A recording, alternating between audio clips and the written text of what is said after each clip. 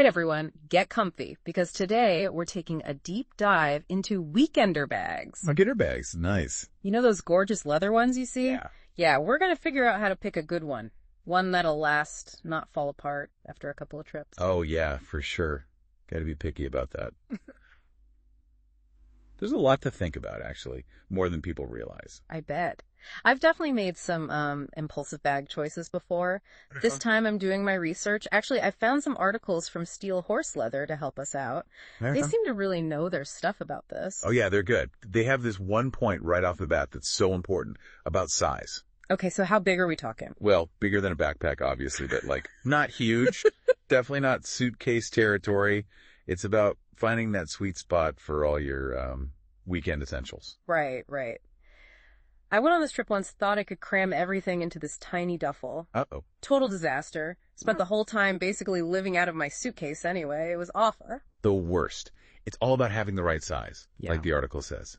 They were saying you should think about packing 2 outfits, maybe an extra pair of shoes, toiletries, that kind of stuff. Okay, yeah. And a good book. Can't forget that. Of course. Gotta have a good book. But speaking of things you need, the article really emphasized this. Full grain leather. What's the deal with that? Is that just a fancy way of saying real leather? No, it's different. It's all about how strong it is.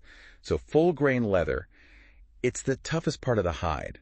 It's the same stuff they use for saddles. Can you believe that? Oh, it's saddles, like horse saddles. Yep, that's the stuff. Wow. That means this bag would have to last forever. I'm already picturing myself with this thing years from now. That's the idea. Yeah. And it just gets better with age, too, the leather. Yeah. Develops this nice look to it over time. The articles also said to always go for handmade over mass-produced, by the way. Yeah, makes sense. Something about that handmade touch just says quality. But how can you tell if it's well-made? Good question. The articles actually had some good tips on that. First, you got to check the seams. Okay, what am I looking for there? You want those seams nice and even, strong, no loose threads or anything.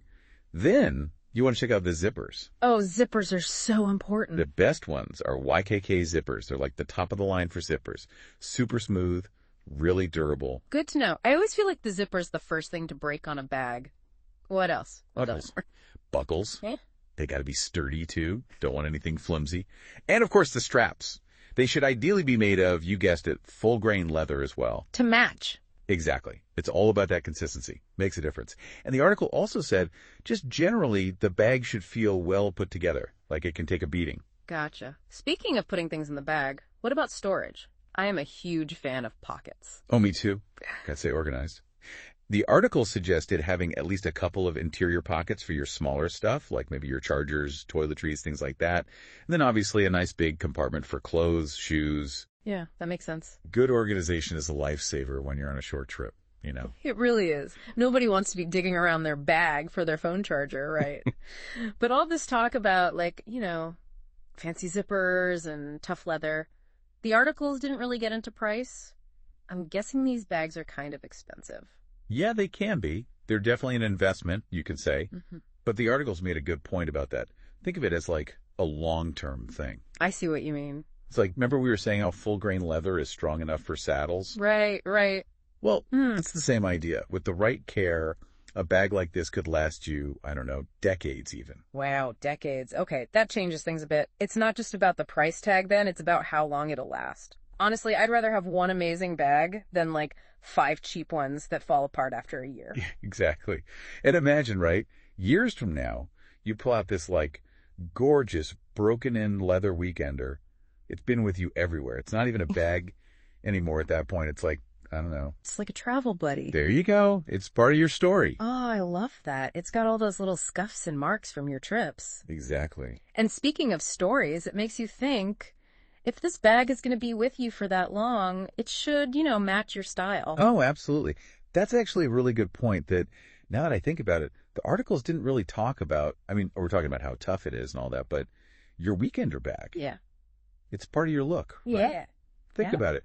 What vibe are you going for when you walk into that hotel or strut through the airport? Okay, I'm already feeling more confident just thinking about it. I need to step up my weekender bag game. But how do we even begin to pick a style? There's so much out there, minimalist or rugged and adventurous or that classic vintage look. Yeah, it can be a lot. It really depends on, what you're drawn to. Do you like things like simple, or are you more into the details? Maybe some cool hardware, or even a pop of color. This is making me want to make a whole mood board just for my future weekender bag. Right. It's fun to think about. I know.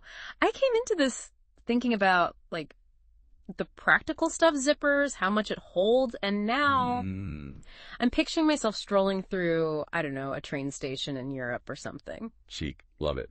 And I've got this amazing weekender bag looking all put together. It really is all about the details. It makes a difference.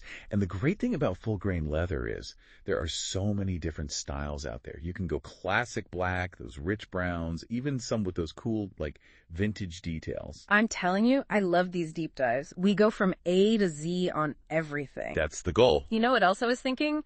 A good leather bag. It's like those leather jackets you see in vintage stores. Oh, totally. All those little marks and creases, they tell a story. It's not a flaw. It's character. Yes, exactly. Okay, you've convinced me. I need a weekender bag that's not just durable and all that it needs to be me. And you know what? When you find it, it won't just be a purchase. It'll be like an investment. An investment in what?